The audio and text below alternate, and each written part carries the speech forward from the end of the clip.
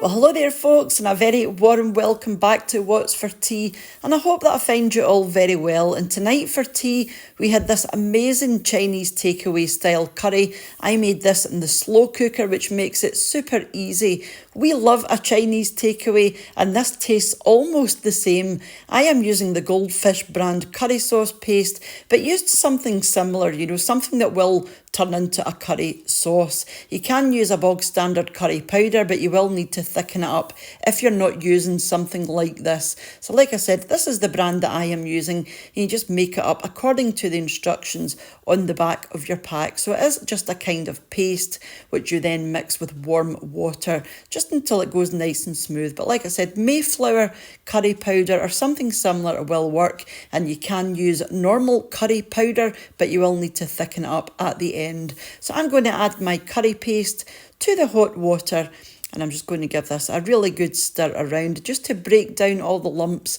and make sure that it's nice and smooth, and it will go lovely and smooth just after a minute or so. So set that to the side, and these are the chicken breasts that I'm using here. I'm going to use 3 and keep them whole because you don't want to break your chicken up or it will just all disintegrate into the sauce. So pop your sauce on the top, give it a wee stir around just to make sure it's well combined. Again, super simple because we're doing it in the slow cooker, really easy. I am going to use 1 large onion, or use a couple of smaller onions if you have them. You can add as many onions as you like, if you like it extra oniony. To this, I'm going to add just a wee dash of salt, probably around about half a teaspoon, because this, the curry sauce has got some salt in it, so just be careful. I'm going to add some Chinese 5 spice as well, just for that authentic Chinese takeaway flavour. So a teaspoon of that, and I'm going to add a wee dash of cayenne pepper as well, because I like a hot curry. I would add more than this, but I am the only one that really likes a super hot curry.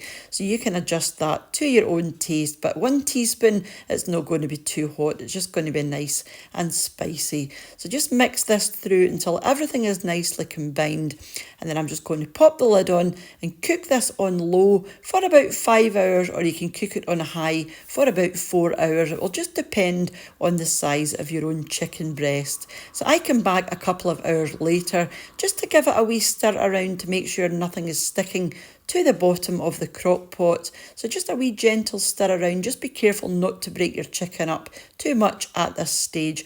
Back on with a lid for the remainder of the cooking time. And this was me after 5 hours, I believe. Yeah, 5 hours on low I done this one for, and as you can see, it's just beautiful. And I am going to break up the chicken with my spoon because it's super tender at this stage. Just be careful not to go too crazy with it, or it will all just disintegrate, because obviously it's very, very tender because it's been cooking away nice and slowly for that 5 hours. The last thing I'm going to do is add in some frozen peas, and all you have to do really with these is warm them through, because they are garden peas. They're lovely and tender. I'm just going to pop the lid back on and let this sit for about 5 or 10 minutes just until the peas are warmed through, and I'm going to call it a day. And I was really happy with this, and it was absolutely delicious as well. So like I said, let the peas warm through for between 5 and 10 minutes, a wee bit longer if you like them with less bite in them. But I like my peas and onions and any vegetables with a wee bit of bite still in them. So I just usually serve my curry with plain white rice, but I do like a few chips as well, because I think chips and curry sauce are an absolute marriage made in heaven. But no chips tonight, just the plain white rice. It really lets the flavour of the curry come out as well. Yeah, absolutely delicious. So do let me know if you're planning on giving this one a go. And I just wanted to show you just how tender this chicken is. I mean, that's a spoon and it's just falling apart. So yeah, do let me know if you're planning on giving this one a go. Like I said, if you don't have access to curry sauce paste, that actually turns into a curry sauce, you can use standard curry powder, but you will probably need to thicken it up at the end. So yeah, do let me know if you're planning on giving that one a go. Highly recommended. And as usual, a huge thank you to the supporters of the channel over on my Patreon page. to the channel members here on YouTube as well, for those of you who have bought me a coffee using the Buy Me a Coffee link, and to you all for watching and leaving your lovely comments and for sharing the videos as well. And I will catch up with you during the week for another wheat video recipe back here on What's for Tea. So until I see you next time, mind to take care of yourselves. Bye for now, and thanks again for watching. Bye now.